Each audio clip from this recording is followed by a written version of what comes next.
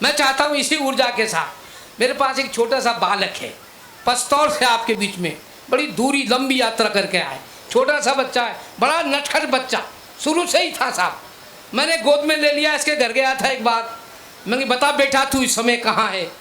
तो इसने साहब मेरा पूरा आयतन देखा, पूरा शरीर देखा, नीचे से ऊपर, ऊपर से नीचे। अरे मैंने कि तू बता इस समय कहाँ है? बोले बताऊँ अंकल? मैं बता कि मैं हिमालय की गोद में हूँ। बच्चा शुरू से ही बड़ा तेज है। मैंने कही बता तू कौन सी क्लास में पढ़ रहा है? बोला छठी में पढ़ रहा हूँ। तो मैंने क्लास में कैसा चल रहा है? बोले हमारी माँ साहब से बराबरी की चल रही है। मैं समझ नहीं पाया। बेटा सुनो, ध्यान से सुनो, ये तो चलेगा, ऐसे ही चलेगा, मैं जान रहा हूँ, मैं भी जानता हूँ, 40 साल से यही काम कर रहा हूँ। लेकिन जितनी भी वहाँ माँ बहनें बैठी हुई हैं, जितने श्रोता, कुछ अच्छे श्रोता भी बैठे हुए हैं जो कुछ सुन के जाएंगे, कोई बात बहुत अच्छी बातें भी होंगी। तो जैसे ही मैंने इस बच्चे से कहा कौन सी क्लास में पढ़ रहा है? बोले छठी में पढ़ रहा हूँ। तो मैं क्लास में कैसा चल रहा है? बोले क्लास में माँ साहब से बराबरी की चल रही है। अरे मैंने की बराबरी की, वो कैसे? बोले जो प्रश्न माँ साहब करते हैं उनका उत्तर हमारी समझ में नहीं आता है, और जो उत्तर हम दे देते हैं वो माँ साहब की समझ में नहीं आता है। ऐसा चंचल बच्चा। मैंने कहा ये बात बता, तू गणित का सवाल कर। बोले पूछो। मैंने कहा तेरे पिताजी को 100 रुपया दे दूँ और 10 रुपया ब्याज के लग जाए, 1 महीने के बाद वो मुझे कितना पैसा लौटाएंगे? बोले अंकल जी 1 पैसा नहीं लौटाएंगे। अरे मैंने कि तू गणित नहीं जानता है? बोले अंकल जी मैं गणित तो जानता हूँ, तो मेरे पिताजी को नहीं जानते। वो किसी से पैसा ले लेते हैं तो लौटाते ही नहीं है। मैं ऐसे बड़े नटखट बच्चे को आवाज़ दे रहा हूँ जो पस्तौर से आपके बीच में है। जोरदार तालियां बजाइए, मैं वेद पस्तौर को बुला रहा हूँ आपके बीच में। आदरणीय मंच, ब्रज 84 कोस के परिक्रमा कर रहे समस्त श्रद्धालुओं को दंडवत प्रणाम। आज मेरा सौभाग्य है कि 84 कोस की परिक्रमा कर रहे श्रद्धालुओं के समक्ष मेरा काव्य पाठ है। आप लोग तो गांव से हैं, और जब सरपंची के चुनाव आते हैं तो युवाओं में एक अलग ही जोश रहता है। आप लोगों ने देखा ही होगा कि हर एक गांव में एक युवा नेता जरूर होता है। ऐसा नहीं है, वो चुनाव भी लड़ता है, और चुनाव लड़ने के बाद उसकी क्या स्थिति होती है कि हमारे गांव को पप्पू, हमारे गांव को पप्पू प्रधानी को एकदम ही फरार, और 2 वोट है नैया पप्पू युवा नेता को आ रहा। दो वोट है नैया पप्पू युवा नेता को आ रहा, और हमारे गांव को पप्पू प्रधानी को एकदम ही फरार आ रहा।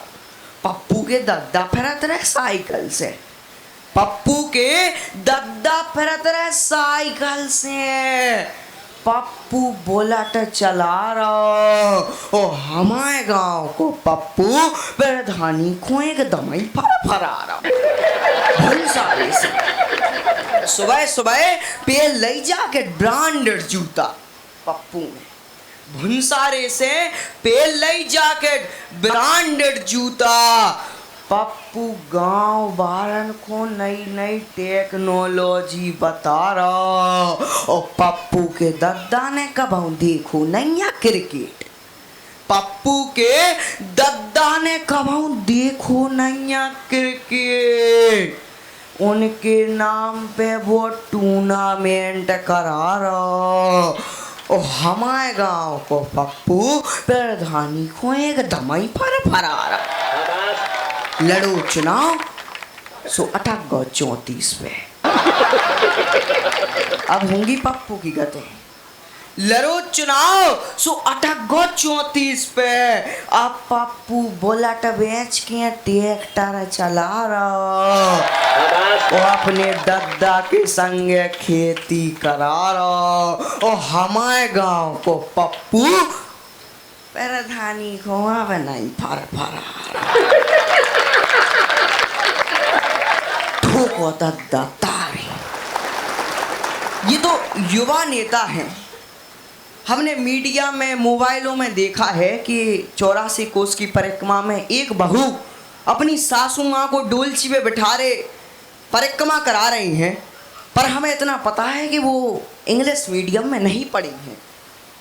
जो लड़कियां इंग्लिश मीडियम कॉलेजों में पढ़ के आती हैं और जब उनकी शादी किसी गांव कस्बे में हो जाती है तो वहां के अनपढ़ देवर उनसे क्या कहते हैं कि इंग्लिश मीडियम पढ़े आई भाभी, इंग्लिश मीडियम पढ़े आई भाभी, नींबू खोबे आम बता रहे हैं, ओ हाई टेक हो गई है भाभी, सुबह सुबह को शाम बता रहे हैं, जी को ऑफलाइन नहीं देखो मोबाइल पे ऑनलाइन दिखा रहे हैं, जेठ ससुर की इज्जत छोड़ो, जेठ ससुर की इज्जत छोड़ो, हाफ पैंट में कुत्ता घुमा रहे हैं, इंग्लिश मीडियम पढ़े आई भाभी, सुबह सुबह को शाम बता रहे हैं,